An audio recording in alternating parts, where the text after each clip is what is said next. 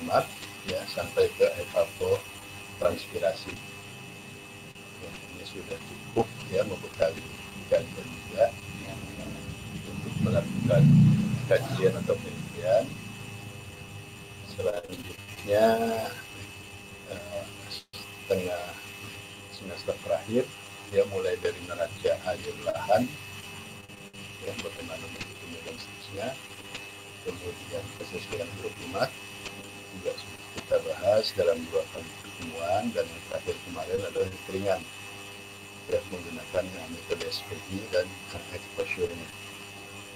Nah yang berikut adalah nanti saya masih mau melanjutkan menggunakan distribusi gamma yang katakan tadi, dan bagaimana pemetaan rawan kekeringan dengan cara pembobotan. Nah, nanti yang terakhir adalah tentang pengaruh cuaca iklim terhadap organisme penyakit tanaman. Kita akan bahas mengenai hubungan unsur cuaca iklim dengan OPT. Kemudian ada salah satu penelitian mengenai analisis iklim terhadap serangan hama warang batang coklat pada tanaman padi. Nah, setelah itu ya baru kita laksanakan UAS. Oke ya, ini adalah bahan kemarin dijelaskan ya tujuan dan ruang lingkupnya, kemudian juga pustaka ya bacaan intro, kemudian ini untuk agroklimatnya, dan ini ada beberapa aplikasi ya, robot, kemudian Sputnik, dan mungkin nanti ini di pertemuan terakhir ya bagaimana menganalisis hubungan antara cuaca iklim dengan OPT. Ini bagus juga kalau diolah menggunakan aminitek. Dan saya punya aminiteknya masih versi 16 ya, dan sekarang sudah ada 18, sama aja sih. Nah, sedikit ini review tentang kisi-kisi ujian ya, kisi-kisi UAS termasuk tugas ya. Jadi tugas ini saya perbaiki lagi sedikit. Untuk kisi-kisi UAS ya teori kamu pelajari saja 4 itu ya, tentang analisis neraca air lahan dan jadwal tanam ya, karena kemarin kan waktu UTS sudah dibahas sampai dengan mendukung FPT ya, evapotranspirasi. Lalu kemudian kesesuaian agroklimat ya, kemudian ini ya yang kemarin dan sekarang akan kita bahas ya tentang potensi kekeringan menggunakan teknik dan cara pembobotan, dan nanti yang terakhir pengaruh cuaca iklim terhadap OPT. Jadi ini saja nanti ya bahan UASnya. Nah, untuk tugas nanti ada seperti ini ya. Pertama, menghitung neraca air lahan ya. Air lahan 2 ya untuk tanaman jagung dan tanaman padi. Oke, jadi menghitung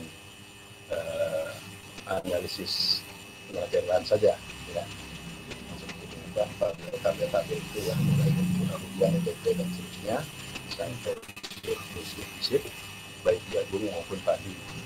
Kemudian yang kedua, nah ini ya menghitung SPI baik bulanan maupun 3 bulanan ya menggunakan distribusi gamma. Oke. Nanti setiap taruna akan mengerjakan 1 pos hujan di zona Bali ya. Jadi datanya yang sudah saya kirim ya, datanya sekian zona musim Bali. Nanti kita lihat pembagiannya ya. Kita masih ada harian ya. Nah, untuk menghitung tugas poin 1 maupun 2 itu nanti tinggal menambahkan saja menjadi bulanan. Lalu sifat ujian biasalah seperti teori ya, ini adalah coursebook. Kemudian untuk tugas nanti dikumpulkan pada saat UAS ya, karena sebentar lagi saya juga sedang mengoreksi hasil UTS kemarin ya, supaya cepat nilainya bisa keluar. Nah, selanjutnya ini adalah pembagian data tugasnya ya, dari data ZOM di Provinsi Bali ya. Tadi saya katakan 1 orang adalah 1 pos hujan ya. Jadi inilah jumlah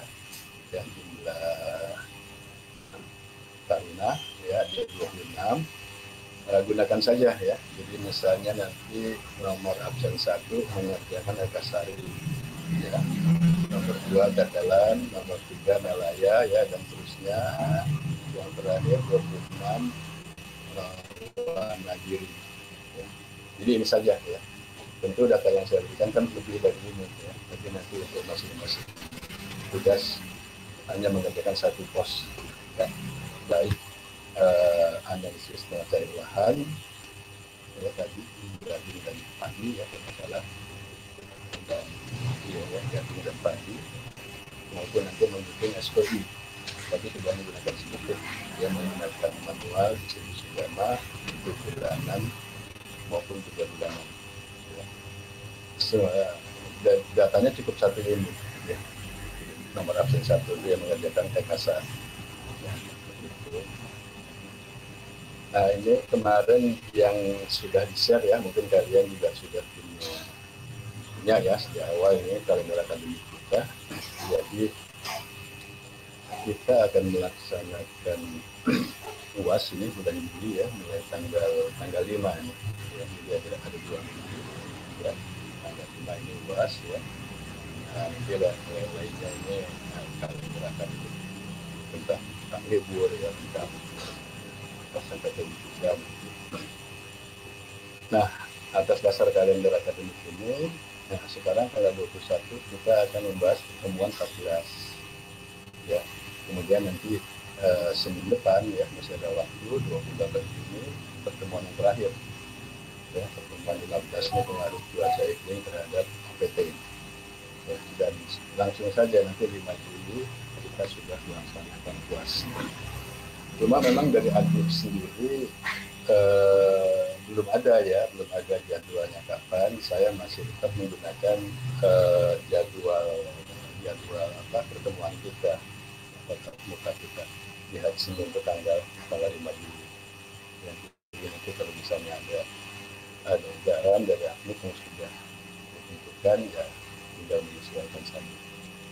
Tapi yang pasti sampai dengan tanggal 28 kita masuk kuliah ya sekali lagi. Oke ya, jadi ini nanti saya copy ya, karena ini pembagian tugas ya untuk masing-masing taruna ya, 26 taruna mengerjakan ini. Data sudah saya kirim ya, dan yang dikerjakan adalah ini ya, ada 2 gimana Pak? Nah udah nanti hasilnya ya, hasilnya perhitungan neraca lahan itu SPI di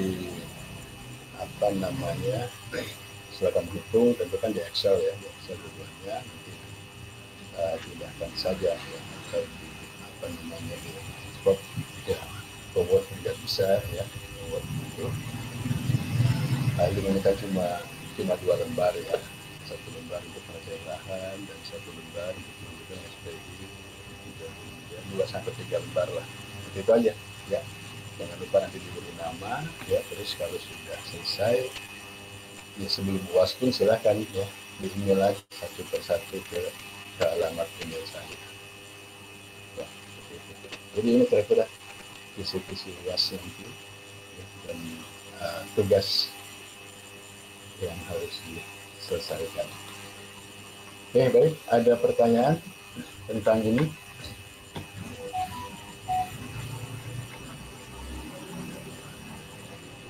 Belum ada. Iya, nanti ini bahannya saya ini aja ya, biar kalian nggak lupa ya, dan lebih jelas. Oke. Nah, kalau nggak ada, nah coba sekarang kita mulai sedikit ya mereview lagi tentang perhitungan gamma ya. Ya mudah-mudahan sih sudah ada yang bisa ya. Oke, supaya semuanya bisa. Ini adalah data juga yang pernah saya kirim juga ya, yang contoh Indramayu.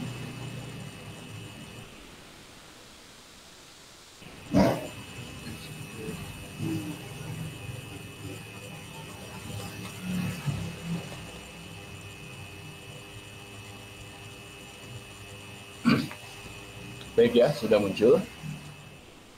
Jadi ini data yang apa namanya, data pertama ya, sudah saya berikan contohnya untuk Indramayu. Indramayu ini kan datanya Januari 79 sampai dengan Mei ya, Mei 2014. Nah, kemarin contoh itu, kan itu bagaimana menggunakan gamma ya, tapi itu untuk bulanan. Lalu kalau 3 bulanan seperti apa? Ya, nah 3 bulanan sebenarnya ya mudah saja ya, mudah saja kan prinsipnya 3 bulanan itu berarti data 3 bulan terakhir ya itu rata-rata ya, ingat ya, rata-rata bukan akumulasi. 3 bulan terakhir dibandingkan dengan historis rata-rata 3 bulan sebelumnya. Prinsipnya seperti itu saja. Makanya kita harus menyiapkan data mengenai 3 bulanan, ya seperti ini.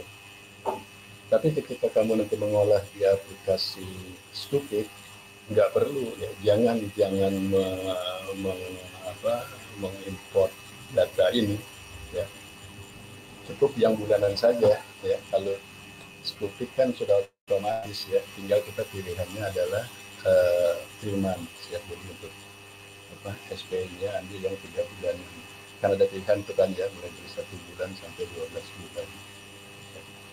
Nah, tapi kalau untuk menghitung gamma ya memang harus kita buat 3 bulanan dulu ya. Nah contohnya seperti ini ya. Oke, supaya dia tuntas ya. Jelas kalau Januari kan nggak ada ya, itu 79. Kenapa? Karena kan datanya baru 79. Januari 79 berarti efek dari November 78, Desember 78, Januari 79 ya. Karena 78 tidak ada, maka ini kosong. Demikian juga yang Februari ya, ini aktif dari Desember 78 ya, Januari 79, Februari 79. Tentu masih kosong juga, nggak ada datanya. Nah baru terisi bulan Maret ya. Jadi Maret ini kan merupakan ya, jadi average dari Januari tambah Februari tambah Maret dibagi 3 ya, dibagi 3, maka diperoleh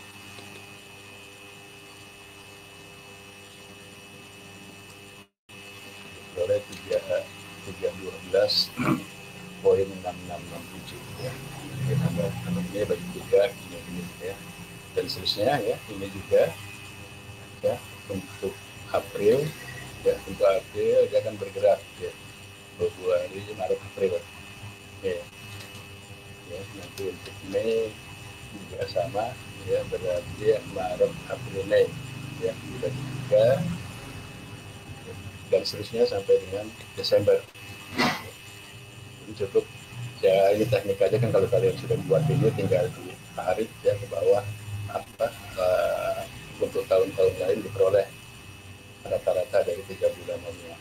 Tapi untuk yang Januari ya, jadi yang Januari ini ya 80 kan sudah mulai ada ya. Dari mana ini ya, jangan sampai salah, berarti dia nah ini kan dari November Desember 79 tambah Januari 80 dibagi 3 ya, maka dia menjadi nilai untuk di Januari 80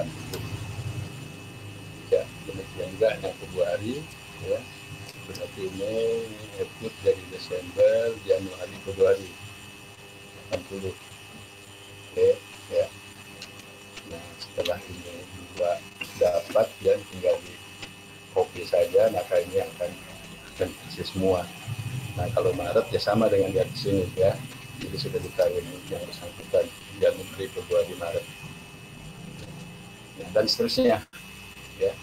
Ini sudah diperoleh data sampai dengan terakhir bulan Mei ya. Bulan Mei ini adalah ya, efektif dari Maret, April, Mei ya.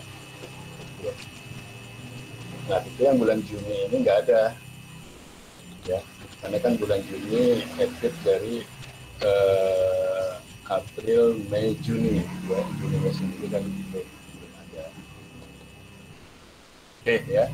Jadi pertama ini, ya. Jadi kita sudah punya data untuk 3 bulanan, ya, stasiun Indramayu. Nah, lalu untuk mengolahnya di distribusi gamma, gunakan saja ya file yang sudah saya berikan, yang Indramayu bulanan itu, ya, tinggal di copy, ya, dan begini datanya. Ya. Nah, ini tinggal di copy, ya, cara menghitung SPI 3 bulanan, ya, kopikan ke sini, ya. Ini kan hasil kopi, ya, kopi dari jumlah 3 bulanan. Oke, ya, jadi format ini bisa kamu gunakan, ya, untuk menghitung pertama ya stasiun manapun, kedua untuk bulanan, ya, mau menghitung 2 bulanan, 3 bulanan, ya, 6 bulanan, 9 sampai setahun, silakan. Nah, jadi setelah ini di copy, otomatis ini semua nilai akan berubah, ya, karena ini adalah merupakan apa namanya, sudah ada rumusnya, ya. Oke, ya, mencari ln JH, ya, ln itu kan harus lebih besar dari 0, ya.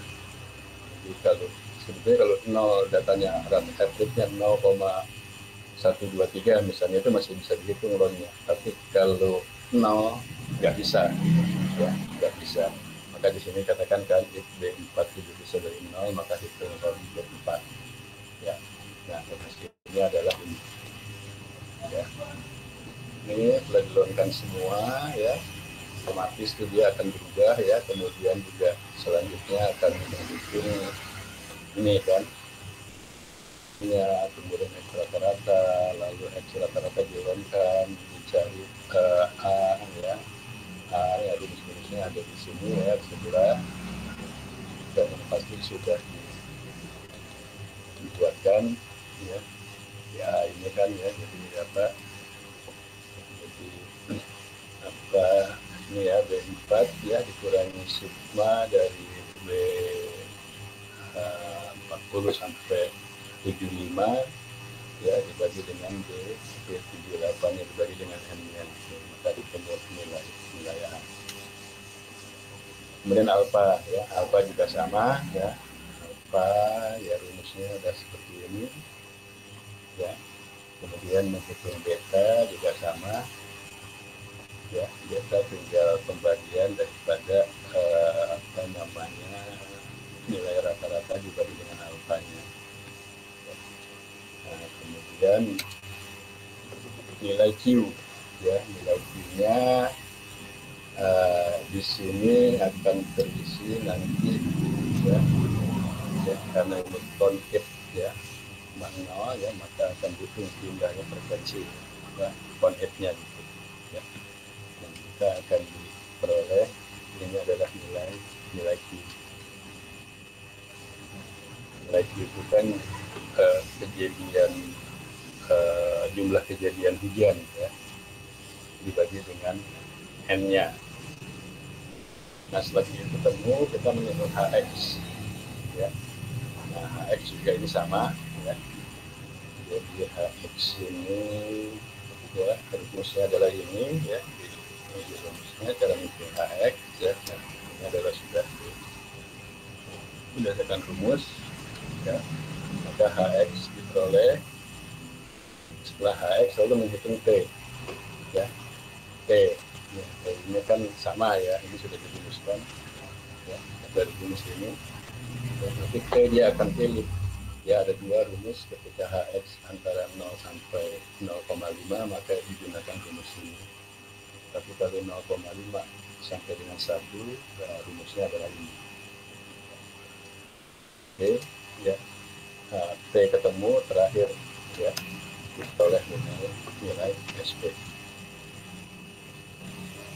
Jadi ini untuk yang 3 bulanan, ya, beda tuh, nanti silakan kamu bandingkan dengan yang 1 bulanan, ya. SPI sama ya, tergantung nilai HX ya, 0 sampai 0,5 rumusnya ini 0,5 sampai 1 rumusnya, dan ini sudah saya buatkan rumusnya ya. Dulu juga sebetulnya yang membuat ini saya dengan senior kalian ya, udah 2 angkatan lalu ya, makanya karena kan menyusun ini nggak mudah juga gitu ya, nggak mudah juga mesti satu-satu gitu ya, kekurangan tanda tutup kurung nggak kurung aja udah dia nggak mau gitu ya. Oke ya, tapi ini sudah oke. Jadi inilah hasil SPI 3 bulanan ya, menggunakan manual distribusi gamma ya. Nah selanjutnya hasil hitungan dari skupik seperti apa. Nah, ini ya. Jadi nanti di skupiknya tetap data bulanan Indramayu ya. Jadi bukan data yang 3 bulan tadi. Ya, nanti salah tuh kalau kamu mau input data 3 bulanan, salah, biarkan saja ya. Ya, tetap datanya bulanan, hanya tadi ya pemilihan untuk apa jenis SPI-nya ya, ambil 3 bulanan ya, maka yang 1 bulanan kan jadi blank gitu ya, centang yang 3 bulanan, dan inilah keluaran daripada skupik. Oke, ini sampai dengan April ya, sampai dengan April Mei ya, karena kan ini nggak ada, sampai dengan Mei 2014 minus 1 ya. Oke ya, nah berikut ya coba akan di apa, di verifikasi ya. Jadi ini hasil skupik ya, saya buat ya di sana, kalau kan menurun ya, saya buat di sini 79 sampai dengan Mei 2014 ya. Nah kemudian ini adalah hasil gamma ya, ini tadi ini gamma ya, dari kopikan saja ke sini. Nah, maka kita lihat skupik dikurangi gamma ya, hasilnya ini ya, ya 0 sebetulnya ya. Ini kalau kita ambil 1 desimal saja 0 kan semuanya ya. Jadi ini kan memang 0,0017 ya, kalau 1 desimal ya berarti ya 0 juga. Jadi artinya apa? Artinya hitungan daripada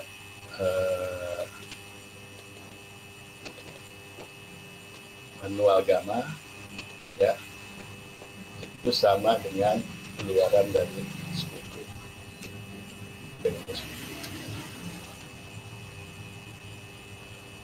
Oke ya, ini sedikit ya mereview ya, bagaimana ketika nanti kamu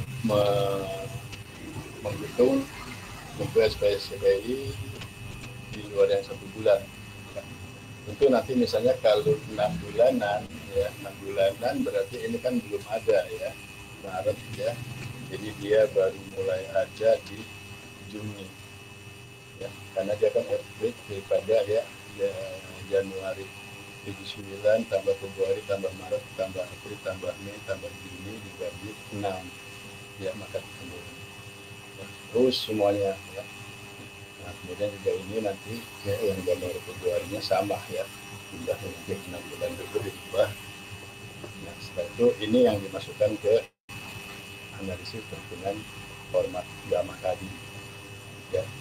Tapi ini nggak perlu disimpan ya, karena kalau untuk diproses di skupik kan kita harus punya file sendiri ya, nggak perlu ya. Jadi file yang skupik itu tetap yang bulanan, nanti tinggal minta 6 bulanan dan pasti hasilnya nanti akan ya, hasil ini ya, akan keluar 6 bulanan, berarti dia nanti mulai dari sini ya, pasti akan sama ya, dengan hasil gamma. Oke. Ini kira-kira review sedikit ya. Ini juga saya kirim lah ya supaya kamu paham juga. Ada yang mau tanya? Izin Pak, izin bertanya Pak. Ya, Eh, silakan. izin Pak, untuk yang ini kan contoh untuk SPI 3 bulanan Pak. Untuk tadi pas perhitungan di awal, pas curah hujan itu kan di rata-rata ya Pak, 3 bulanan. Tadi dibagi Ya, tiga, berarti kalau untuk 6 bulanan itu nanti dibagi 6, 12 bulanan dibagi 12 gitu ya Pak. betul. Izin Pak, kalau Ya. pakai rumus langsung pakai misalkan average itu bisa Pak.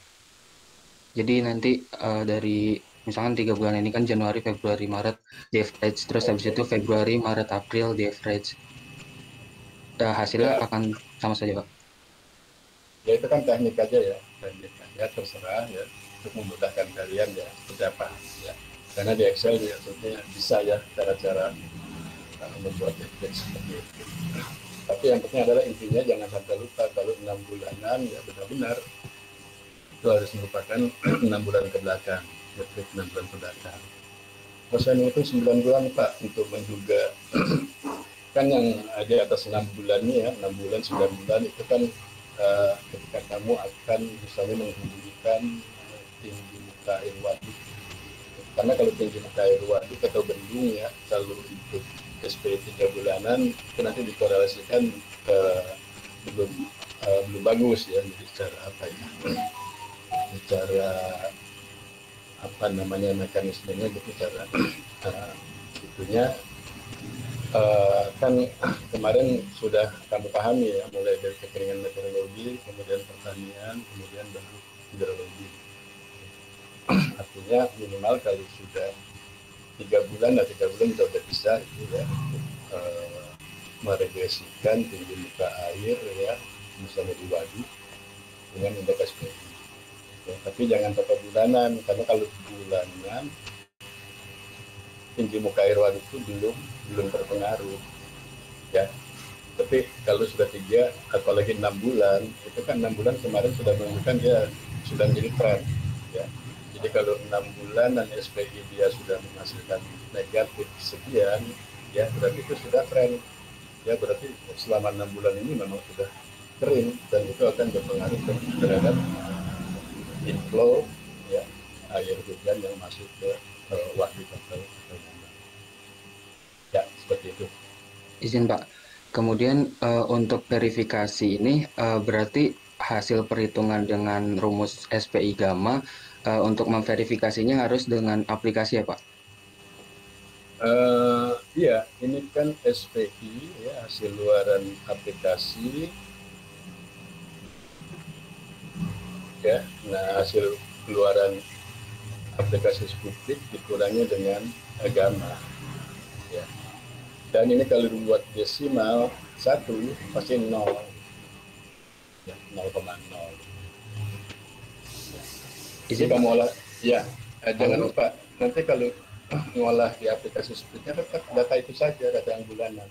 Cuman pilihannya nanti ada 6 bulanan kalau mau hitung 6 bulanan, atau 9 bulanan kalau mau hitung 9 bulanan. Oke, ada lagi. izin, Pak, boleh pakai aplikasi apa aja kan, Pak ya? Kemarin saya sempat mencoba, Pak, untuk perhitungan SPI ini. Saya pakai aplikasi R Studio sama pakai MDM, Pak, Meteorological Drop Monitor. Itu juga bisa kan, Pak, untuk verifikasi ini, Pak? Itu yang Pak, saya kan nyoba ini kan apa Skupik ya, Skupik ini kan sudah kita sama-sama uji ya, baik yang bulanan itu saya kirim dan ini adalah 3 bulanan ya. Prinsipnya pokoknya luaran dari aplikasi manapun ya itu harus diuji dengan gamma, karena secara manualnya itu kan gamma ya, dari MIDK itu kan menurunkan data itu didekati dengan distribusi gamma, karena data hujan memang mendekati distribusi gamma. Jadi sebetulnya kan yang secara manual itu yang menjadi pedoman. Kalau aplikasi itu kan belum tentu ya, namanya dibuat orang, siapa tahu ini kekurangan rumus apa, kekurangan rumus apa ya. Nah jadi mau aplikasi manapun, sebagai pengujinya untuk memverifikasi adalah hasil hitungan manual gamma. Izin Pak, berarti kalau misalkan hasil verifikasinya sudah nol, itu berarti datanya sudah benar ya Pak? Iya, ya bukan datanya sudah benar, artinya luaran hasil Hasilnya. daripada aplikasi ya itu sudah benar. Siap Pak. Terima kasih Pak. Oke, ada lagi yang lain? Silakan. Izin Pak, izin saya Pak. Oke, Firman, silakan. Ini perihal tugas ya Pak. Kan di data ujian jarak kemarin itu ada tahun-tahun yang datanya kosong gitu Pak. Nah, untuk Oke, kita mulai perhitungannya sendiri itu di secara tahun di tahun berapa gitu Pak? Biar sama datanya ada semua. iya benar ya. Oke ya, untuk kaitannya dengan tugas benar sekali. Belum tentu karena ini eh, eh, kalau yang nanti di tugas yang apa mata kuliah variabilitas iklim musim, ya itu kan kita kan gunakan data rata-rata job ya. Jadi bisa saling isi ya, ketika satu pos utama kosong tapi pos lainnya ada dia isi. Nah karena ini saya bagikan masing-masing per pos, sedangkan nanti untuk mengolah, kalau untuk mengolah neraca air lahan nggak perlu diisi yang kosong itu karena kita akan menggunakan rata-ratanya kan ya, jadi itu neraca air lahan klimatologis ya, pakai rata-rata bulanan ya. Kalau rata-rata itu di dua saja ketemu tetap rata-ratanya ada, yang penting yang kosong itu jangan diisi nol ya, sehingga dia tidak menjadi pembagi. Oke, itu neraca air lahan ya. Ya, tinggal nanti kan KC-nya yang biasanya KC jagung dengan KC padi kan beda, pasti hasil cut dan surplus-surplusnya juga akan beda. Tapi kalau di SPI memang kan disyaratkan, kemarin kita belajar tidak ada tidak boleh ada data kosong ya. Jadi ketika kamu nanti menyimpan file itu usahakan ya yang kosong itu ya. Nah sebetulnya kan ada ya, misalnya tadi di zombie yang pertama ya, sebenarnya kan bukan hanya satu ya, ada misalnya 2 atau 3 pos, syukur-syukur yang kosong di pilihan misalnya Ekasari tadi nomor absen pertama Juni 2015 kosong, tapi di anggota pos lainnya ada, ya ambil saja itu ya. Tapi kalau nggak ada juga Pak, teman-temannya juga pada kosong, angkat saja angka rata-ratanya ya, rata-rata individu itu Juni naikkan isi ke Juni 2015 ya.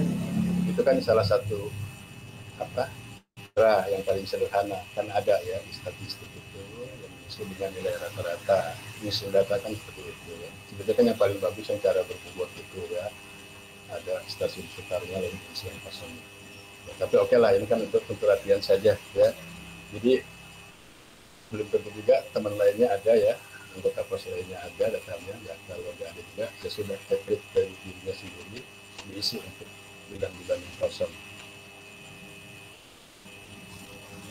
ya. Jelas nggak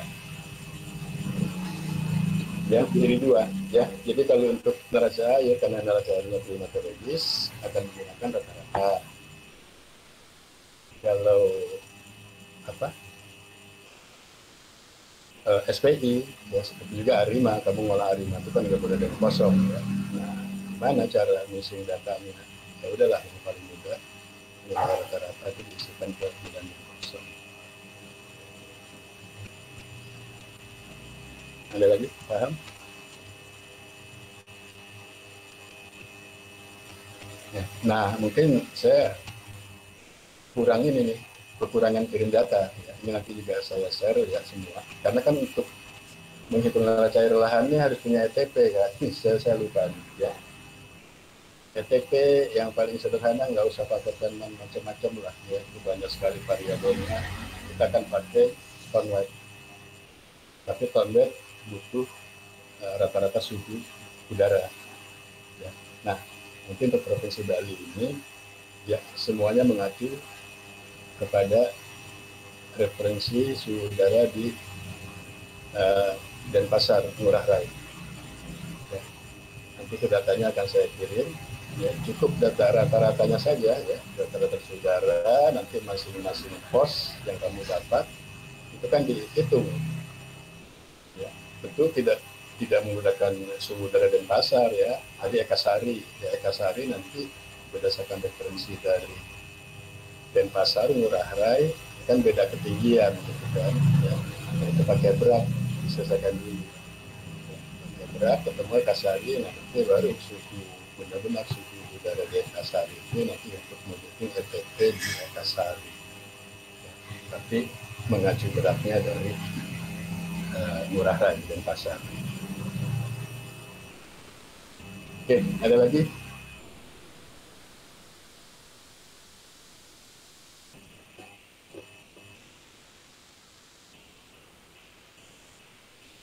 Jelas semuanya? Itu menghitung neraca air lahan, kamu harus benar-benar bisa itu. Saya akan periksa itu yang jagung dan padi. Mesti tidak benar enggak cara menghitungnya ya.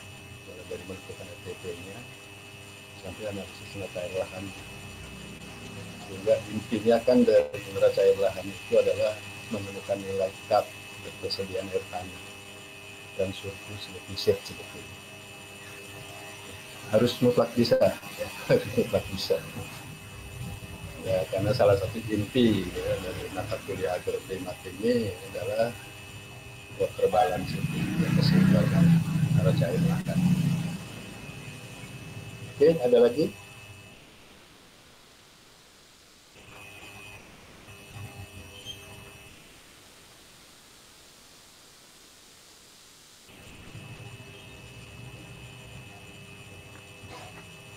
Ya, nanti akan saya berikan data suhu udara standar Ngurah Rai Bali. Kalau tidak, ya cukup ya. Review sedikit tentang perhitungan SPI, kemudian tadi kita bahas untuk visi-visi dan tugas. Selanjutnya ini saya akan stop dulu ya. Kita masuk ke tema kita untuk pertemuan ini.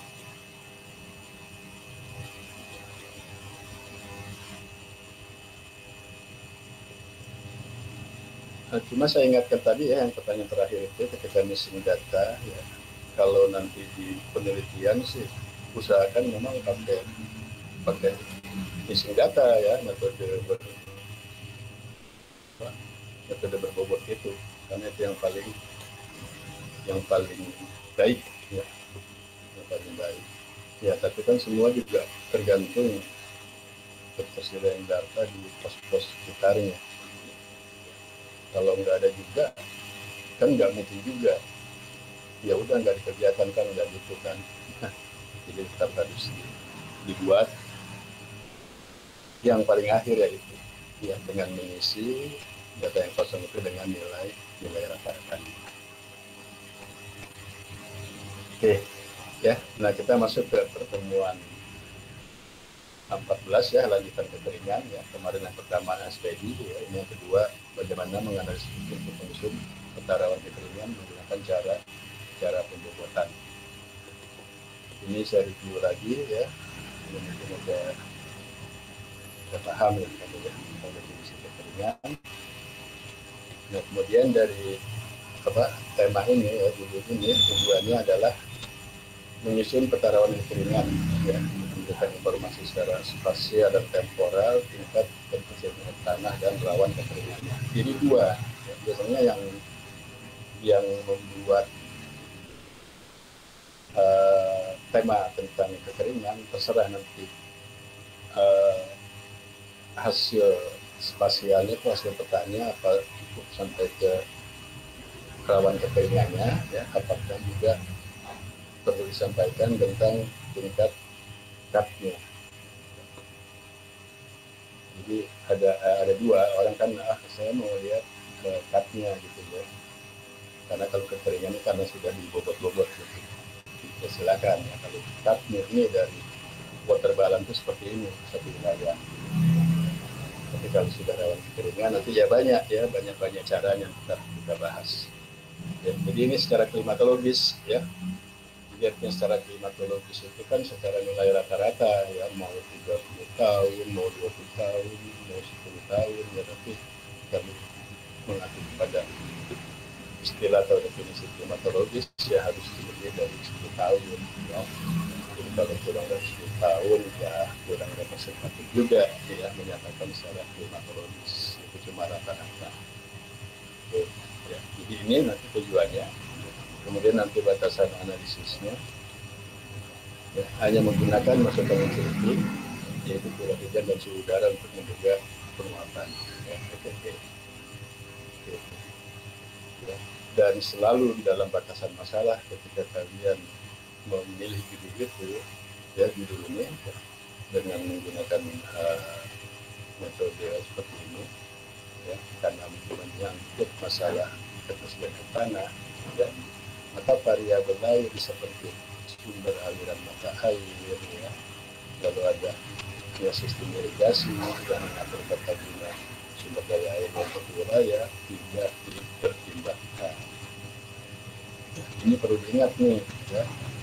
Jadi ketika kamu menghitung ini hasilnya seperti itu ingat ya, itu kita kesampingkan.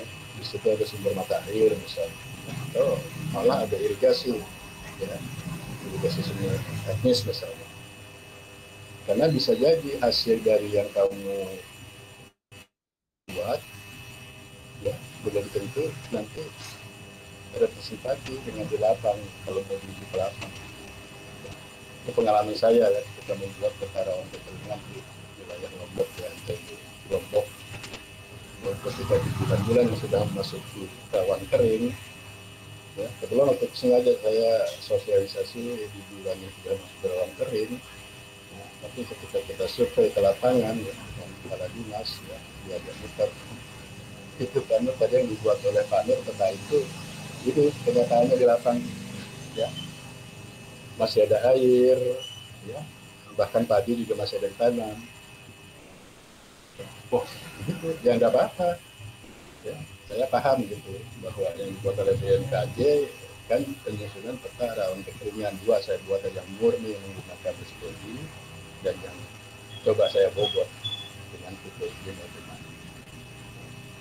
Jadi kalian jangan kaget ya. Kenapa? Karena di Lombok itu mata airnya banyak sekali ya, apalagi kalau sudah mau menuju ke Gunung Rinjani ya, tentu kiri kanan jalan itu masih ada air ya, sawah pun padi pun masih ada ya. Jadi ini makanya ini selalu ya, kalimat ini, narasi ini selalu saya harus dimasukkan ke dalam batasan masalah dalam skripsi, dalam penelitian. Oke ya, outputnya ya, diharapkan tersedianya informasi secara spasial dan temporal. Kenapa sih harus dispasialkan? Sulit ya kalau hasil dari analisis ya ketemu cutnya cuma ditabelkan saja, bingung orang. Nah maka memang info itu supaya bermanfaat harus dibuat secara spasial. Itu harus temporal juga ya, karena kan kita menghitung cut ini bulan per bulan ya, maka temporalnya itu bulan Januari bagaimana, Februari bagaimana sampai Desember. Oke ya. Nah outcome-nya sendiri ya tentu ya bisa digunakan ya oleh jajaran di Pemda sebagai pedoman untuk mendukung kegiatan tata guna sumber daya air dan budidaya pertanian. Meskipun tadi ada catatan ya, karena memang ada batasan bahwa kita tidak mempertimbangkan sumber air selain curah hujan ya, bisa jadi nggak apa-apa ya. Tapi itu bermanfaat, tetap itu ada outcome.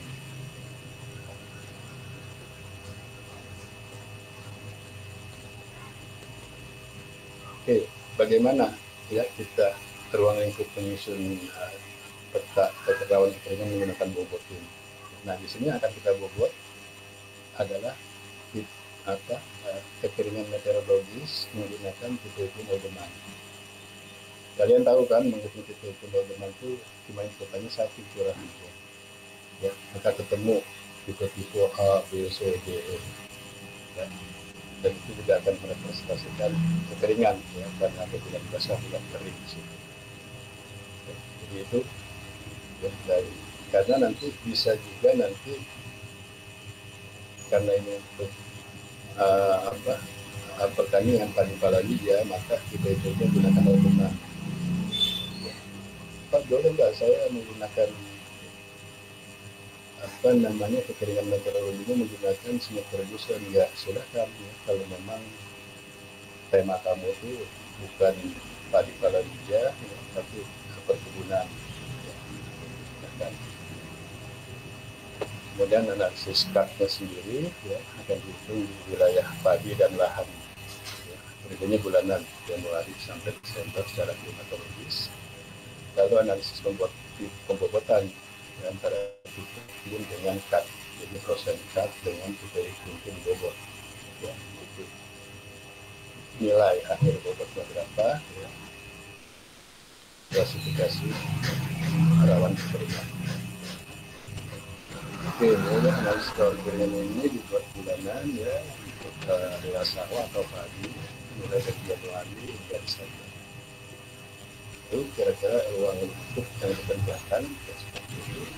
Nah ini juga menarik ya, Pak boleh saya membobot air tanah tersedia ya, dengan SPI ya bagus. Jadi SPI ya, kemudian Aldeman, Smart Producer ya, apa SBI segala macam itu kan mencerminkan kekeringan meteorologi,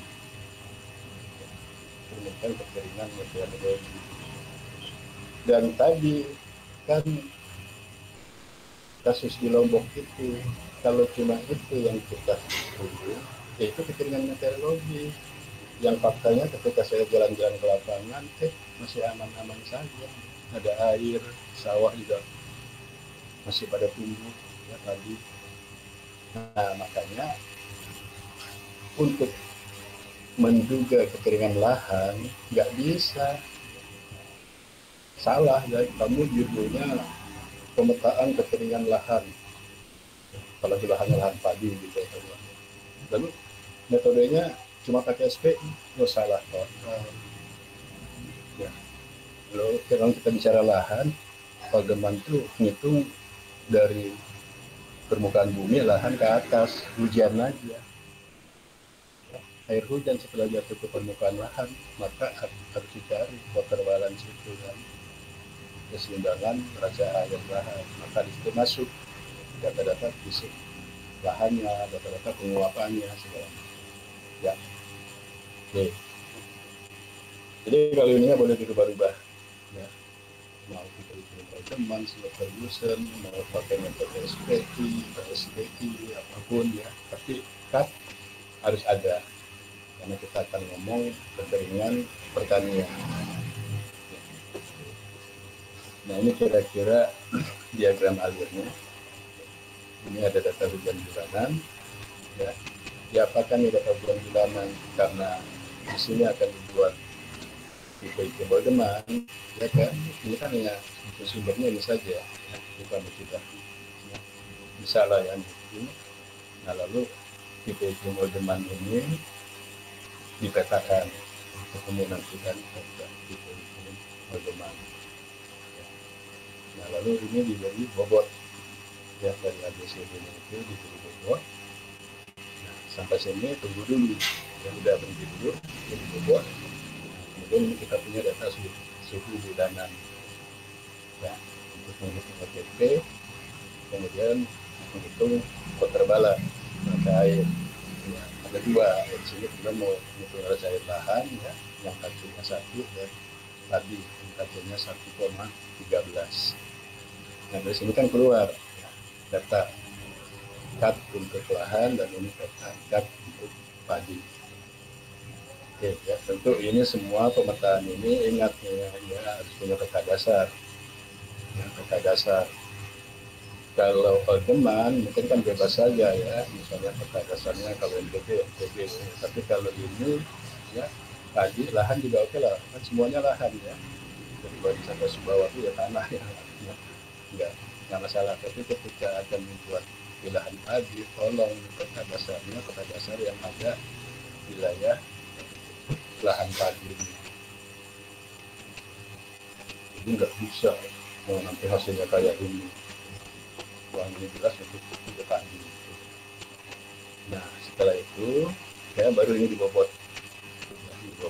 ya, yang untuk lahan, yang untuk padi juga dibobot ya, lalu disatukan dengan bobot dari Alderman ya, maka untuk ini nilai skor bobot ini. Nah dari skor bobot inilah baru ditentukan keputaran untuk lahan dan keringan untuk padi ya. Jadi seperti inilah ya kerangka pikirnya tuh kira-kira seperti itu. Kalau mau SPI ya tinggal di sini saja kan, tetap datanya dari bulanan ya, penentuan nilai tidak SPI, mau dipetakan dulu boleh SPI lalu dibobot sama. Kalau ini sih standar harus punya data suku untuk menilai itu.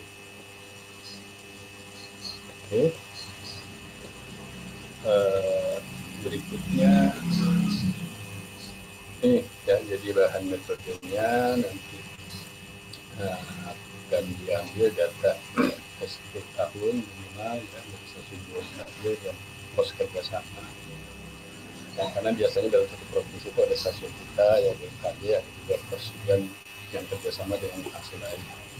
Kemudian ada stasiun udara ya, bisa menggunakan formula Alderman, bisa juga beraktingnya sama ya antara berak dengan Alderman itu dari sisi ketinggian. Kemudian tentu ya punya peta RBI ya, berupa bumi.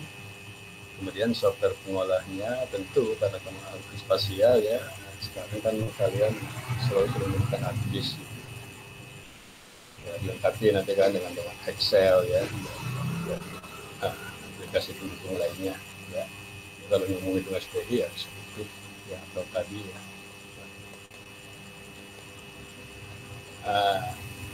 Ini juga selalu ya. Jadi ketika metode interpolasi spasial, apa yang kamu gunakan IDW, Pak? Ya jelaskan nanti ya. IDW itu bla bla bla bla, merumusnya itu seperti itu ya. Karena kan waktu lalu sudah saya sampaikan ya, antara IDW dengan keluaran macam-macam keriting itu kan bisa beda-beda ya, dijelaskan. Jadi ini juga menurut Borut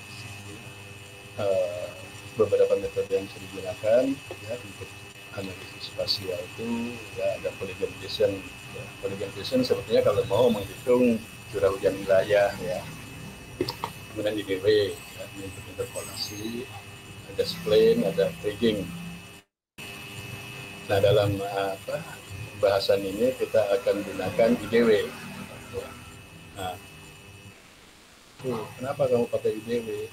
Nah ini berdasarkan pada pertimbangan bahwa sebaran titik pos hujannya umumnya kurang merata.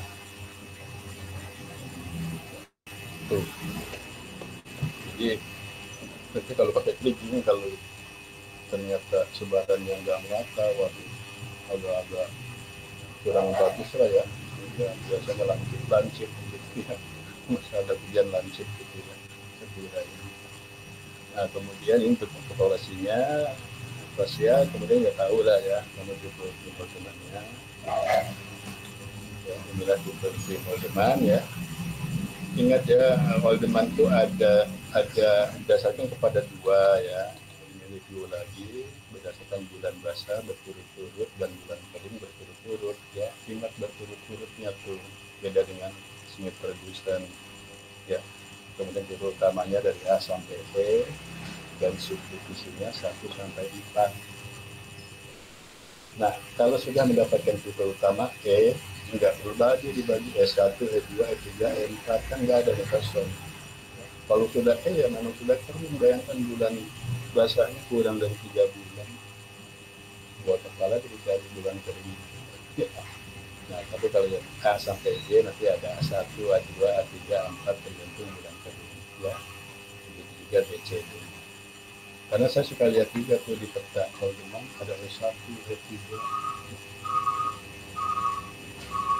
Berapa kali 1, 2, 3, 4 itu untuk E? Ini saja untuk 4 kan lebih dari 6 bulan ya, bulan pendek berikutnya. Lalu kalau T mau bulan berapa? Ya, memang nggak ada gitu ya, mau dari 9 bulan. Jadi 9 bulan ya berarti setahun itu kering terus gitu ya. Ya makanya tolong nggak ada ya. Jangan takut sudah S1, S2, S3. Kalau sudah T itu pasti sudah kering. Ya. Kemudian cutnya menggunakan konvert meter. Ya, caranya yaitu menggunakan OTP ya. Ya, kita udah paham. Mesin-mesin seperti ini ya, sampai koreksi dengan jumlah hari dan jumlah panjang hari dan jumlah hari dalam sebulan ya, ini. Dan ada contoh perhitungan ATP ya. Intinya adalah ini ya, suhu, karena kita mau klimatologis dihitung dari rata-rata bulanan dalam satu periode. Ini diisi akan keluar. Dikoreksi dengan ini yang berubah yang ini aja ya, tergantung di koordinat berapa alokasi yang sedang kamu butuh, maka keluar ETP koreksi. Ini sebetulnya ETP ini KC-nya 1, maka kalau katakan ini apa namanya bisa diaplikasikan langsung untuk lahan atau mencerminkan kondisi lahan ya, ETP 1. Tapi ketika menghitung jagung, kan kalikan 0,75, dan kalau di pagi kalikan 1,13. Ini sudah dapat. Oke, nah berikutnya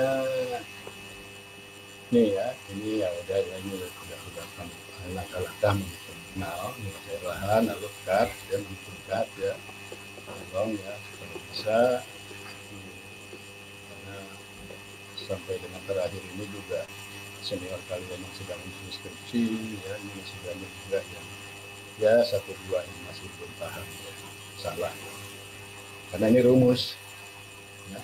Ketika hitungan dilepas menggunakan rumus bisa jadi nanti nilai cut-nya itu tidak logis ya. Ini kan dihitung pada waktu bulan APWL pertama ya. Lalu dimasukkan rumus, lalu cut-nya keluar kan. Nah nanti tidak logisnya cut pada bulan APWL pertama itu akan lebih tinggi daripada akhir bulan basah sebelum. Nggak masuk akal kan. APWL pertama ya kok ketersediaan air tanahnya lebih tinggi daripada akhir bulan basah. Nah, itu sebagai akibat dihitung menggunakan rumus. Lalu gimana Pak kalau terjadi seperti itu?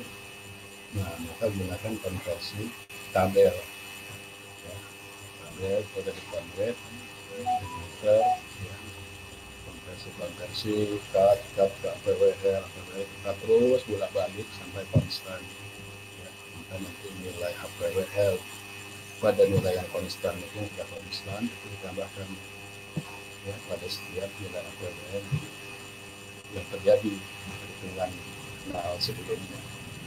Nah, lalu nanti dari situ dilihat lagi, jangan dihitung pakai rumus. Setelah dijumlahkan dengan APWL yang konstan, maka APWL pasti lebih besar tuh ya, akumulasi dari hitungan sebelumnya. Itu dilihat di tabel, oh berarti cut-nya sekian, APWL ini cut-nya sekian, itu. Nah, nanti kalau sudah dihitung dengan demikian, itu akan beda ya dengan hasil hitung kita menggunakan rumus. Dan dia logis. Pasti cut pada APWL bulan pertama itu akan lebih kecil daripada akhir bulan basah.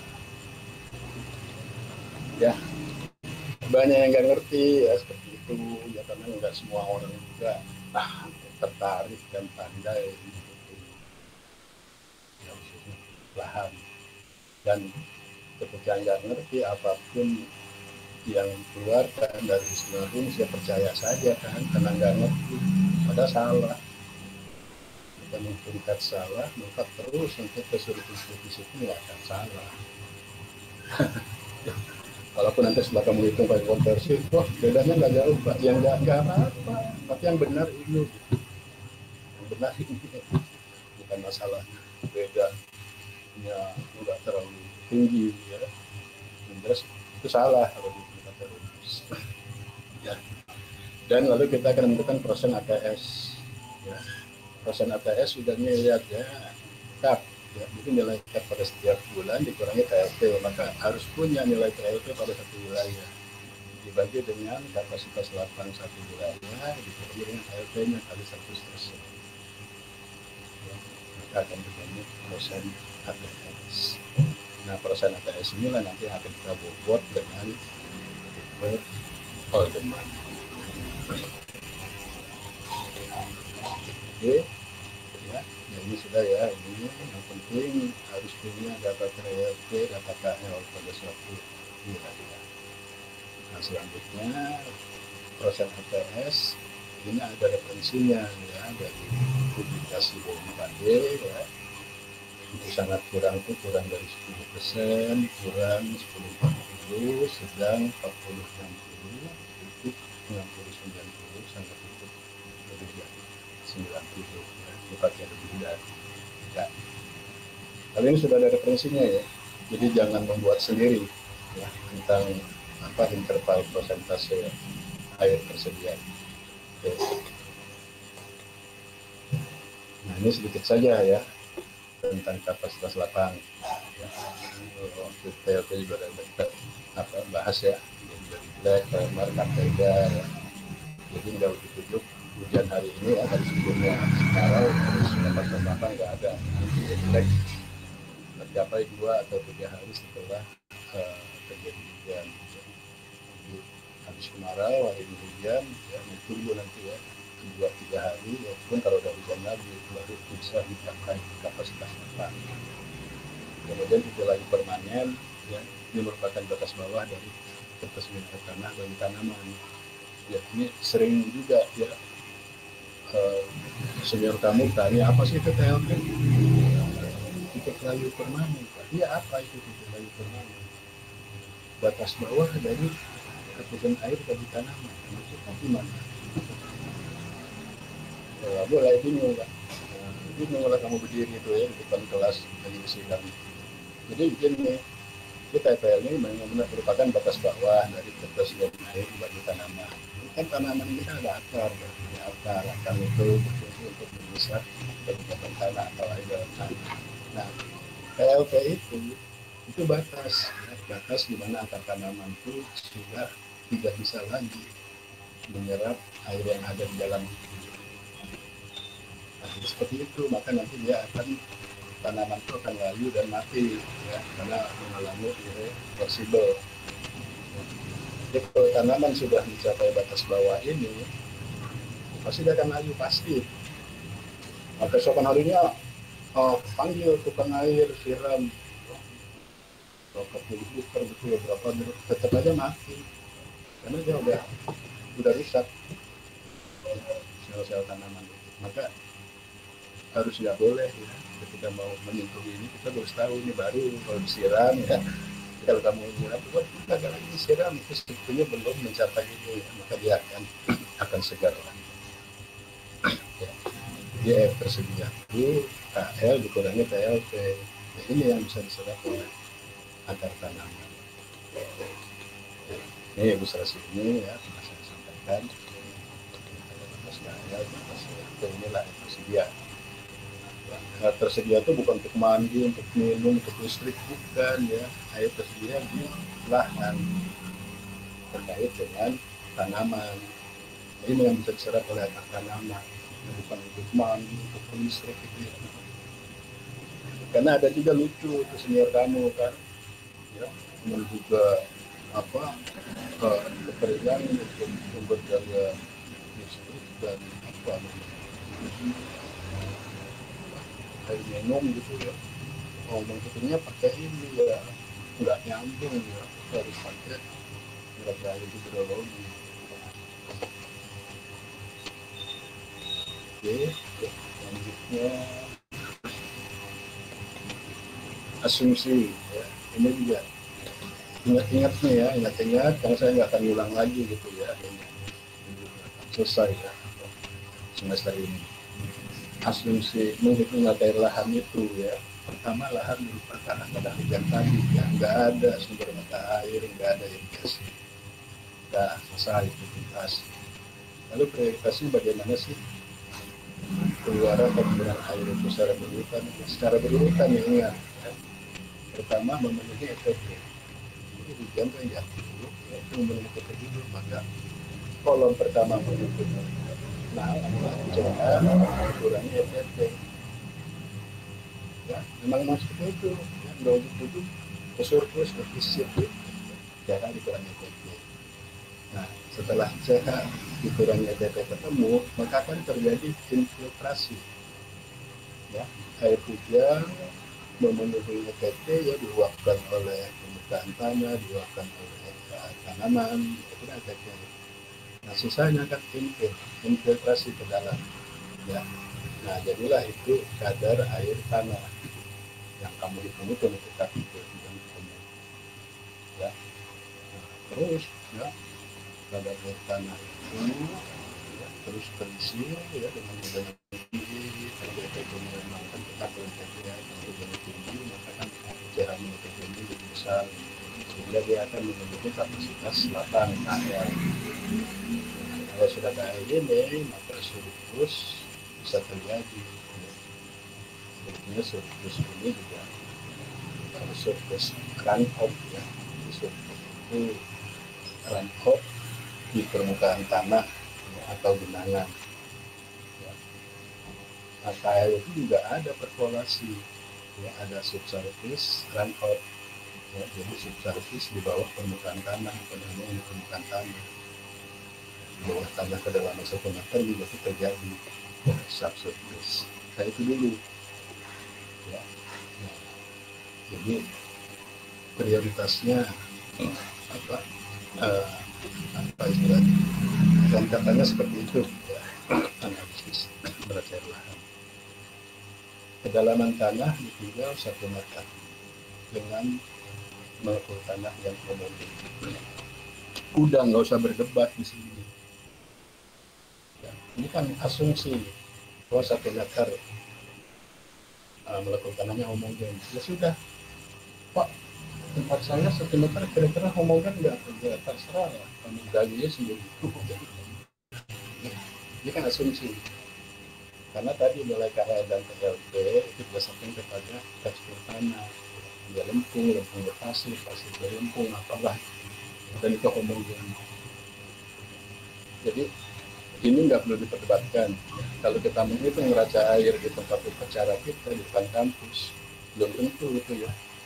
Yang di pojok barat sana dengan pojok timur sana homogen sama molekul.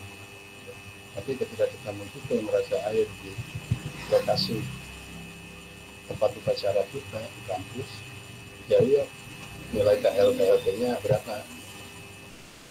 Referensi yang ada kan sekarang memang sulit ya kalau nggak itu langsung, tapi ada referensi masuk mana nih STNKG Tangerang Pak, kalau lihat ada referensi Kabupaten Tangerang nilai KL-nya sekian, PLT-nya sekian, sudah gunakan tidak kan? Itu kan tidak ada yang terkenal menggunakan referensi nilai KL, PLT dan PLT. Kalau mau benar ukur sendiri, beli itu apa alat untuk mengukur apa namanya kadar air tanah. Ya, ini kita lewati saja ya cara-cara perhitungan ini. Itu sudah kita bahas. Oke ya, sampai terakhir ya surplus defisit. Nah, ETC juga ya, karena kita mau menghitung lahan dan sawah ya, untuk apa namanya tadi ya 1,13 dan lahan 1. Oke, ini ya, ini ada beberapa referensi ya. Masih banyak lagi kalau untuk tanaman lain ya, khususnya apa namanya sayur dan sayuran ya, dan beberapa buah-buahan jadi mempunyai FAO ya, maka nilai-nilai ini Ini yang sering digunakan saja ya. Padi 1,13, lahan 1, jagung, tomat, cabai itu sama ya, mas sorghum 0,79 ya. Biji-bijian ini maksudnya apa namanya, kacang kedelai gitu ya, apa lendengnya 0,85, kentang 0,74, nah legume 0,68. Oke, itu beberapa referensi saja. Nah ini contoh hasil hitungan ya. Ini contoh hasil hitungan neraca air lahan untuk pos hujan Bayan ya, nomor 448 di NTB ya. Lalu ini untuk stadion Kediri ya, sekarang disebut Stadion Lombok Barat ya, hasilnya seperti ini. Sekali lagi ini adalah klimatologis ya, dihitung dari nilai rata-rata baik curah hujannya ya maupun suhu udara. Kita ketemu seperti ini. Kan terlihat di sini ya, Bayan itu katnya itu kan ya seperti ini ya, sekali ya, nggak benar dia mencapai kapasitas 8, sementara Kediri bisa, karena Bayannya agak utara lokasinya ya. Kalau stadion juga agak nyaman tuh, kalian udah tempatkan sini enak ini. Tempat main saya ya, Stadion Lombok Barat, olah lapang ya, rapat-rapat saya sering gitu. Jadi kelihatan sekali ya, dalam Kediri nekatnya masih bisa memenuhi kapasitas lapangan. Ini contoh hasilnya ya. Nah, lalu ini ya, cara membobot-bobot nih, hati-hati ya, penentuan tingkat rawan kekeringan. Kan kadang dipakai bobot. Membobotnya dari Holdeman. Holdeman itu ada tipe utama dan tipe kekeringannya. Yang kita bobot itu tipe utamanya. Kita nggak melihat A1, A2, A3, B1, B2 dan seterusnya. Yang dibobot 54, 321. Yang lainnya adalah persen ATS, mulai dari sangat kurang sampai sangat cukup. Maka bobotnya akan kebalik terus ya. Sangat kurang kecil ya 3, lalu kurang 6, 9, 15. Ini banyak ditanya oleh penguji. Loh, itu bobot untuk persen ATS kelipatan 3, kenapa nggak dibuat 1, 2, 3, 4, 5? Ya, kenapa nggak dibuat 1, 2, 3, 4, 5? Kan sudah mencerminkan juga kan, ya, makin kecil semakin kurang. Itu harus bisa dijawab. Bisa dijawab. Ya. Jadi ya, itu gampang ya. Pokoknya ini dibobot seperti ini, kelipatan 3. Dan nanti penentuan kelas kekeringannya dari skor jumlah bobot antara hidrogen dengan air tersedia, maka itulah ini. Sangat rawan ketika kurang dari 8, rawan 8 sampai 10, dan aman lebih dari 10. Dan mana tuh Pak referensinya? Nggak ada, kecuali ini sudah ditulis dalam skripsi atau penelitian, boleh ya kamu acu mereferensi itu ya, kelas kekeringan dan skor bobot hidrogen dan air seperti itu. Nah, tapi kalau di sidang ujian ditanya argumennya apa gitu, sehingga kalau kurang dari 8 jadi sangat rawan, 8, 10 rawan dan aman kalau begitu. Kan harus ada argumennya. Sekalian tadi mengargumenkan ini kelipatan 3 ya. Nah, ini sedikit argumen ya. Argumen dari cara pembobotan Holdeman dengan air tersedia. Kita punya kelas 3 ya, sangat rawan, aman. Oke, nah kita mulai dulu dengan skor tadi ya. Nah, oke lah, sebelum saya masuk ini tadi kenapa sih kelipatan 3 gitu, 3, 6, 9, 12, 15. Sudah dicoba, kalau pakai 1, 2, 3, 4, 5 nggak umum tuh ya. interval untuk menentukan sangat rawan, aman, sempit sekali. Jangan-jangan rawan semua atau jangan-jangan aman semua.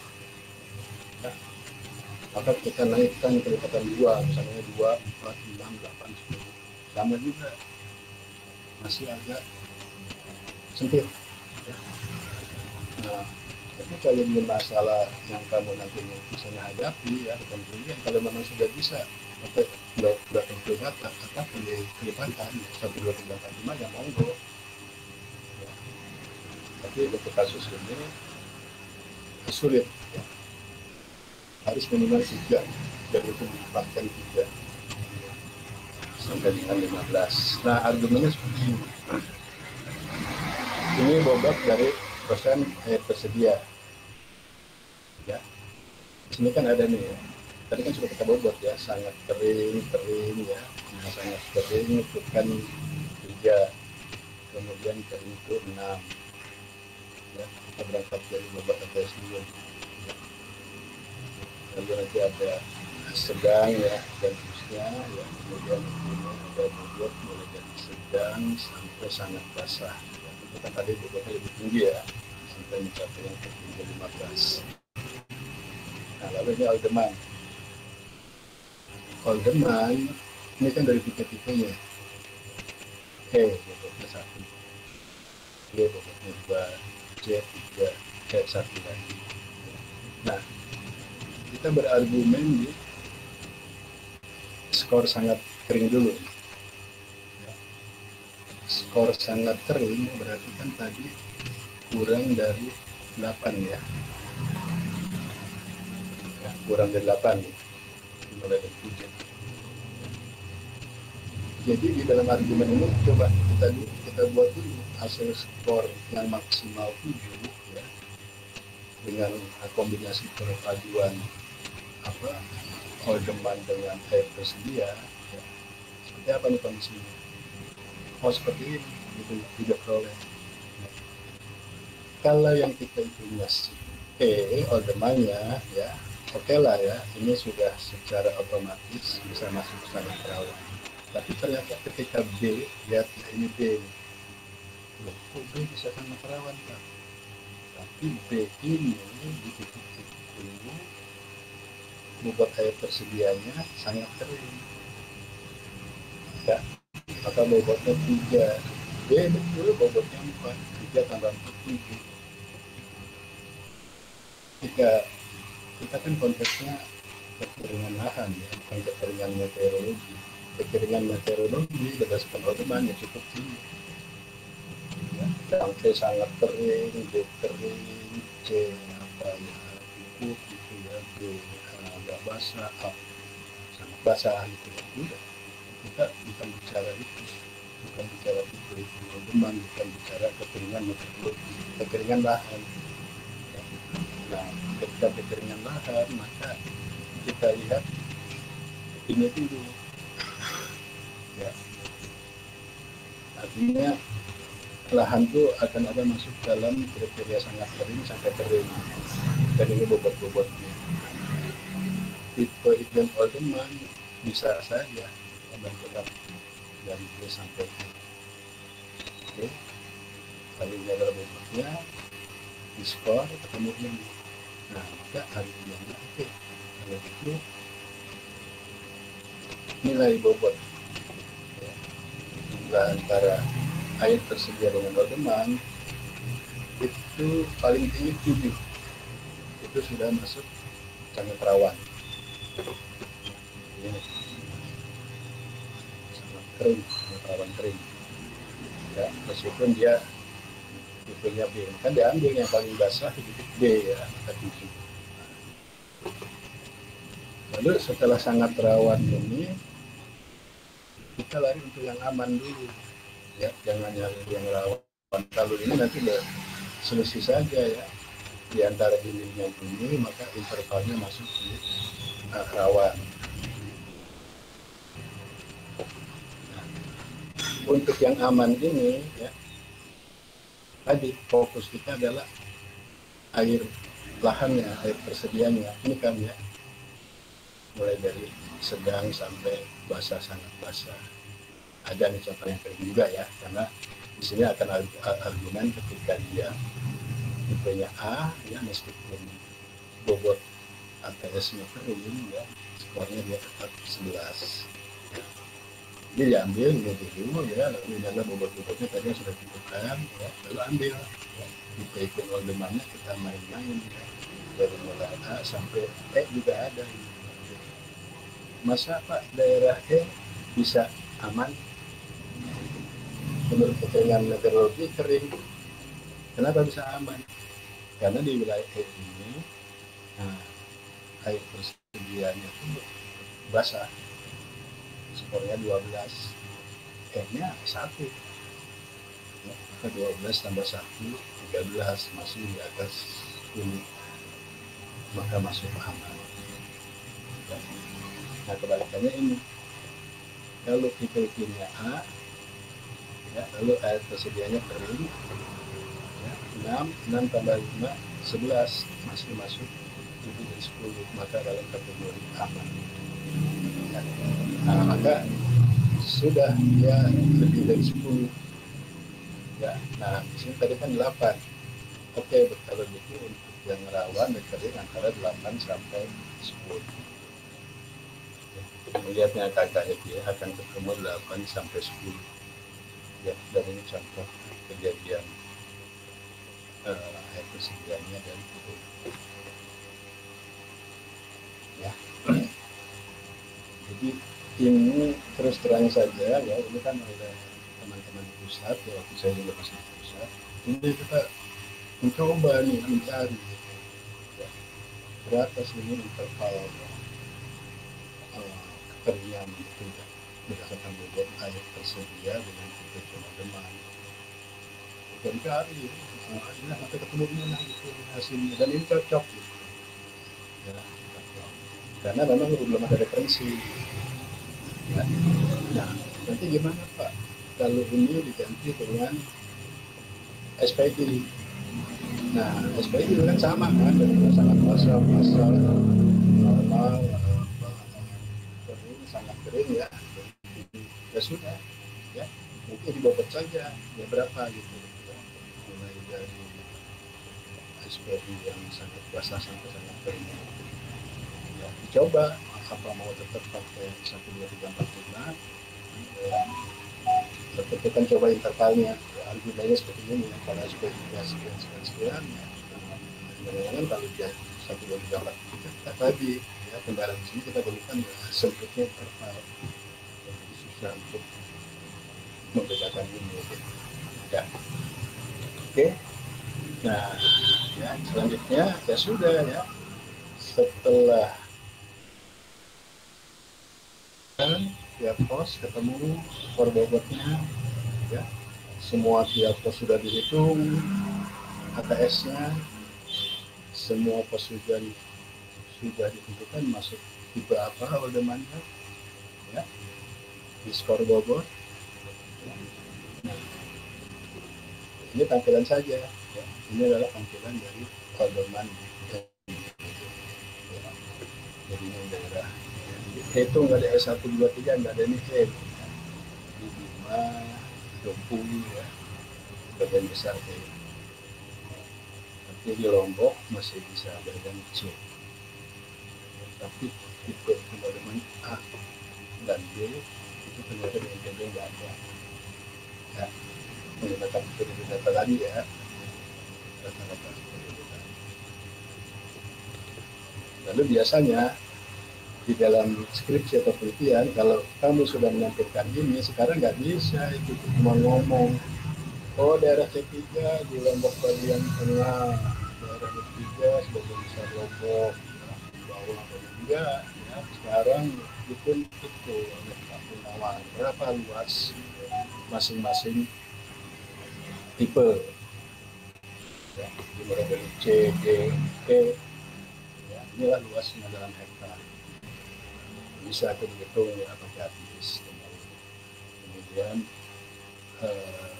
persen luas terhadap masing-masing kabupaten. Nah ini adalah kan luasnya dalam hektar ya.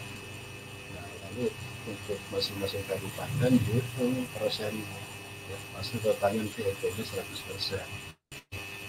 Orang kan ada yang ketemu tahu, ya. Oh, daerah C di Bima itu 0,4%, tapi 64,0%, ya, di Bengkulu 2,3%, tapi luasan hektarnya 20. Sekarang harus Anda simak, nggak boleh tidak. Disimikannya. Oke ya, nah ini adalah peta tadi ya, mau menampilkan katanya dulu ya monggo, itu sudah dihitung ya, secara tanah ini seperti ini. Ini masuk ke dalam klasifikasi sangat basah sampai hangat kering. Ya, ini bulan Januari sampai April. Ya. Kemudian lanjut mulai sampai Agustus. Ya. Ternyata mulai bulan Mei udah mulai nih ya, Sumbawa itu semuanya sudah kering. Ya. Berlanjut. Ya, ini Juli ya, Juli kelompok itu sudah kena ya. Agustus sudah puncaknya. Ya, Agustus, September, Oktober, ya, November baru sedikit, ya, gelombang tengah yang mulai meningkat. Nah, Desember tetap ya, NTB Sumbawa kering ya, baru sedikit ya yang mulai meningkat, tapi sudah mulai. Dan ingat, ini bukan peta curah hujan, ini bukan isohanya. Ya, ini adalah ketersediaan air tanah. Ya, kalau isohanya silakan, ya, itu pasti akan beda. Bulan Desember dia sudah tinggi hujan. Ya. Nah, kenapa ini masih terus? Kan kalau cut ini tergantung cut bulan sebelumnya. Itu diakumulasikan. Jadi kalau bulan sebelumnya yang ngomong ini, ya ini kan wajar saja. Tapi kalau curah hujan itu beda, curah hujan November dengan curah hujan Desember. Perlu diingat ya, kalau perlu diingat, ini bukan isohanya. Nah, ini letakatnya, ya ini tujuannya adalah ini, ya, buka rawan kekeringan. Inilah yang sudah tadi ya, dari pembobotan ini kualifikasi yang letakkan. Jadi Januari, Februari, Maret, ya, April ya sebagian besar masih aman, ya, kecuali sedikit ya Kabupaten Bima, karena tadi letaknya juga ada di Bima ini turun. Kemudian ini Mei, Juni, Juli, Agustus ya, sama ya, sama itu ya. Jadi Agustus juga memang sudah sangat kering, bukan hanya kering. Kemudian puncaknya September, Oktober, November, ya, lalu Desember. Jadi ini beda. Ini adalah peta rawan kekeringannya, yang tadi adalah peta ketersediaan air tanah. Ya, tapi regionnya semuanya sudah kualifikasi. Ya, untuk region rawan kekeringan tadi kan aman, kering, sangat kering, atau aman, kering, rawan, sangat rawan. Ini sudah diklasifikasikan. Nah, selanjutnya sama, tidak berhenti daripada penampilan peta ini, dicari lagi. Dicari, oke, kita akan bicara per kabupaten. Ya, kondisi sangat rawan, aman dalam satuan hektar. Ya, ketemu ya, bulan Januari 5 rawan 13.319,5 hektar, rawan 3.109, aman 2.000 sekian. Per kabupaten per bulan. Ini dan makalahnya. Kita nanti mencerminkan provinsi tersebut. Ini kemudian Juli, Agustus sampai Desember. Ini juga wajib ya, wajib sekarang harus muncul masa wilayah. Kalau mau dipresentasikan sih gampang ya, tinggal masing-masing luas dibagi luas NTB secara keseluruhan besar. Ya. Ya, Ya, uh, ketika untuk mengatur jadwal tanam, ya, sebentar ini sudah selesai ya, masih kita penentuan pemetaan lahan ini sedikit tambahan. Ya. Jadi ketika mau konteksnya jadwal tanam, ya ini ada harus di-refer ini ya, referensi dari ucap dan ucap dalam waktu 1969. Jadi tanaman akan baik, air harus ditambahkan jika 50-80% air tersedia habis dibakar. Berdasarkan tersebut, maka dikatakan periode tanam, masa tanam adalah pada saat ya, pada air tanah itu, ya, persen air tanah itu tidak kurang dari 50%. Potensi masa tanam petani sawah adalah pada saat periode surplus kelebihan air. Kemarin banyak juga semua kamu, Pak, saya menentukan jadwal tanam ini kan tadi katanya dari 90%, tapi tadi sudah mulai, padahal itu bulan itu baru katakan apa 70% atau 80%, itu belum bisa. Kalau untuk padi tetap harus 100%, ya harus surplus dulu, ya, harus mencapai KL. Nggak ada petani itu mindahin bibit padi ke tanah kering walaupun kelembaban tanah sudah sampai 90%, tetap aja mati.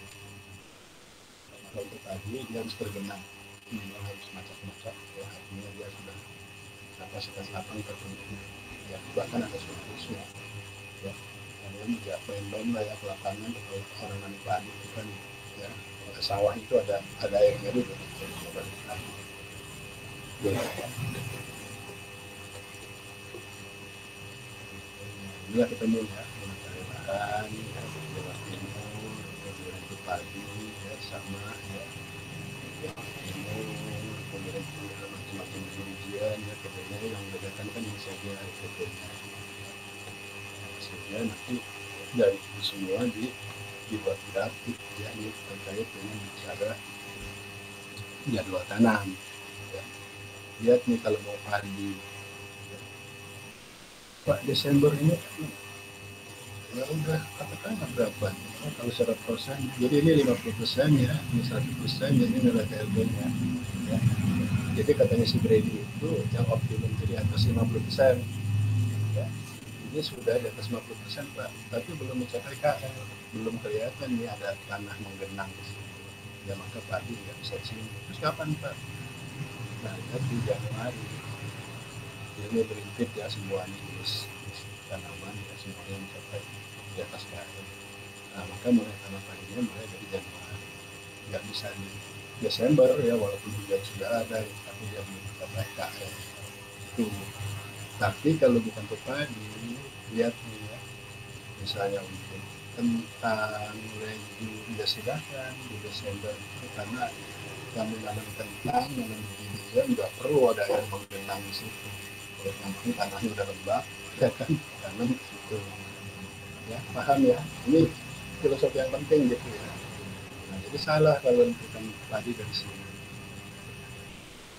Tapi dihitung masing-masing umur tanaman berapa bulan, sehingga kamu bisa menentukan ini 2 kali padinya, ya, 1 kali bijian, ya, tambah kentang bagaimana ya. Yang penting tadi menurut Dedi ya yang bagus digunakan ini ya, ketika lebih dari 50% air tersedia, ya, itu bagus untuk perkembangan tanaman, tapi jangan sampai kurang dari 85%, ya. Jadi misalnya begini ya, di bulan Juli, ya, bulan Juli ini kan udah ada di mana nih, lahan juga sudah turun ya. Oke misalnya di bulan September nih, ya. Di September kan semua ya padi-padi ya. Nah itu sudah menyentuh di bawah 85%, ini nggak bisa, jangan sampai menyentuh. Ya. Kalau sudah kepalang, saya sudah kepalang Pak, nanam lanjutan setelah padi, misalnya biji-bijian atau apa, ya, dan umurnya nanti akan sampai ke sini. Nah maka di sini harus ada pemberian air, penirigasi ya, pemberian air, disiram atau gimana gitu, caranya gimana. Oke ya, jadi ini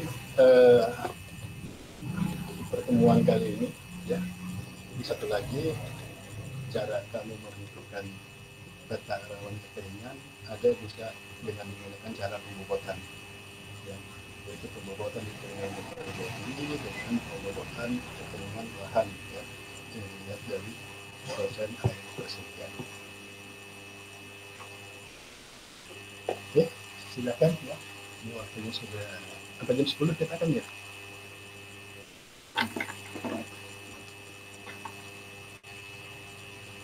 Halo.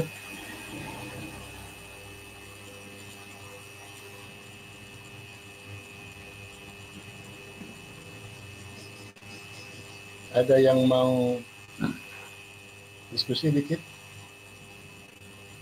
Jam 10 lewat, tidak apa-apa.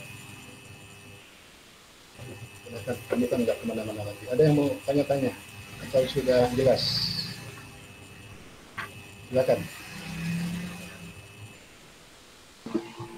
Siap, sudah jelas Pak. Sudah jelas? Oke.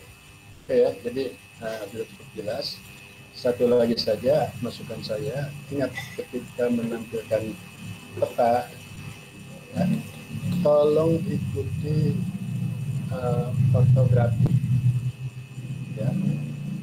Ini contoh nih tampilan Nusa Tenggara Barat. Dia kan memanjang dari Lombok sampai Sumbawa.